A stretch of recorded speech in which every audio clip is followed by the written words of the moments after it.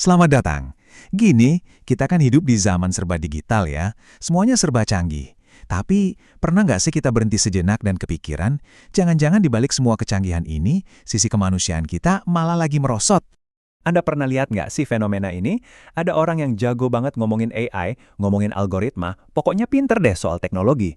Tapi giliran di medsos, kok komentarnya pedes banget, nyebar kebencian. Aneh kan? Nah, ada apa sebenarnya? Yuk kita coba kupas tuntas. Oke, kita langsung masuk ke inti masalahnya ya. Ini tuh sebuah paradoks yang ya lumayan bikin miris di zaman kita sekarang. Kepintaran otaknya melesat tinggi, tapi kok kayaknya kecerdasan emosi dan sopan santun di dunia maya malah anjlok, ketinggalan jauh banget di belakang. Coba deh lihat perbandingan ini.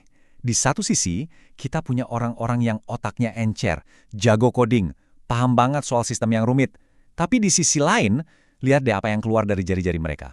Komentar-komentar penuh amarah, nyebarin hoax, saling maki. Udah kayak Dr. Jekyll dan Mr. Hyde dalam satu orang, tapi versi digital. Nah, ini teka-teki yang mesti kita pecahin bareng-bareng. Terus solusinya apa dong? Mungkin jawabannya bukan di algoritma yang paling baru, tapi justru ada di sebuah prinsip lama yang sering banget kita lupain. Adab sebelum ilmu. Yuk kita gali lagi prinsip dasar yang penting banget ini. Ini benar-benar mendasar loh. Perintah pertama yang turun itu bukan soal ritual ibadah, tapi ikro, bacalah. Ini kan ajakan buat kita cari ilmu. Artinya, pengetahuan itu jadi fondasi utama. Tapi namanya fondasi butuh tiang yang kuat biar nggak ambruk kan? Nah, tiangnya itu ya, ini, adab. Adab itu bukan cuma soal sopan santun biasa ya, ini lebih dalam lagi. Adab itu kayak kompas moral kita, kerangka etika yang jadi panduan gimana kita harus pakai ilmu. Gampangnya gini deh, bayangin adab itu operating system di diri kita, sementara ilmu itu software-nya. Kalau OS yang nggak stabil, software secanggih apapun malah bisa bikin sistemnya crash atau rusak. Nah, kalau ilmu, itu kontennya. Semua pengetahuan, data, informasi yang kita serap. Ilmu itu ibarat mesin mobil yang tenaganya gede banget. Tapi kalau nggak ada setirnya, ya mobilnya bisa nabrak kemana-mana kan? Nah, setir kemudinya itu, ya adab tadi. Jadi intinya di sini, kalau ilmu yang hebat, apalagi teknologi canggih, dipegang sama orang yang nggak punya adab sebagai landasannya, itu bukan cuma jadi sia-sia, tapi bisa berubah jadi senjata yang sangat berbahaya. Nah, ini ngebawa kita ke pertanyaan penting lainnya. Kita kan sering banget ya nyalahin platformnya, nyalahin algoritmanya. Tapi apa benar teknologinya yang salah? Atau jangan-jangan kita cuma lagi cari kambing hitam aja? Contohnya jelas banget di sini. Di satu sisi, ilmu pengetahuan bisa nyelamatin nyawa lewat obat-obatan. Tapi di sisi lain, ilmu yang sama bisa dipakai buat bikin senjata pemusnah massa. Medsos bisa nyambungin lagi keluarga yang kepisah jauh. Tapi di saat yang sama, juga bisa jadi alat buat mecah belah dan bikin ribut. Alatnya sama, tapi hasilnya bisa beda 180 derajat. Jadi, ujung-ujungnya balik lagi ke kita kan, niat di hati kita dan akhlak dalam tindakan kita, itulah yang nentuin teknologi ini bakal jadi berkah atau malah jadi bencana. Jadi ya, kekuatan dan tanggung jawabnya ada di tangan kita sebagai pengguna. Oke, sekarang kita bawa obrolan ini ke hal yang praktis, ke kehidupan kita sehari-hari, ke setiap like, share, dan komen yang kita buat. Karena, sadar atau enggak, setiap klik itu ada konsekuensinya. Nah, ini pertanyaan yang harus kita tanyain ke diri sendiri tiap kali mau online. Dosa jariah itu ngeri loh. Dosanya terus ngalir dari jejak digital kita, bahkan setelah kita nggak ada.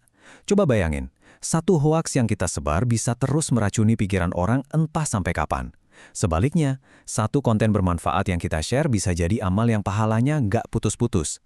Jadi pertanyaannya, kita mau ninggalin warisan digital yang kayak gimana? Ini dia 3 langkah praktis yang bisa jadi benteng kita. Pertama, tabayun. Artinya, cek dan riset dulu sebelum sharing. Di zaman sekarang yang informasinya bejibun, verifikasi itu wajib hukumnya. Jangan sampai jempol lebih cepat dari otak. Kedua, adab berkomentar. Ingat ya, di balik tiap username itu ada manusia beneran yang punya perasaan. Mau kritik boleh, tapi sampaikan dengan cara yang ngebangun, bukan ngejatohin. Dan yang ketiga, sebisa mungkin, sebarkan konten yang bermanfaat. Jadilah sumber kebaikan di tengah semua kebisingan online. Oke, jadi ini tuh bukan lagi soal urusan masing-masing ya. Ini udah jadi tanggung jawab kita semua.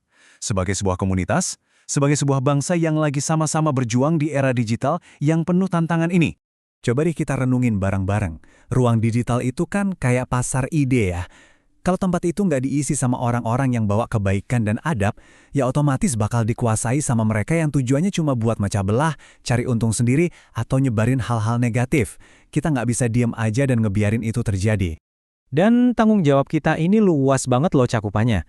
Mulai dari ekonomi, gimana caranya kita bangun pasar digital yang adil, bukan yang cuma manfaatin orang. Terus soal pertahanan, kita juga harus ikut ngelindungin ruang siber kita dari ancaman.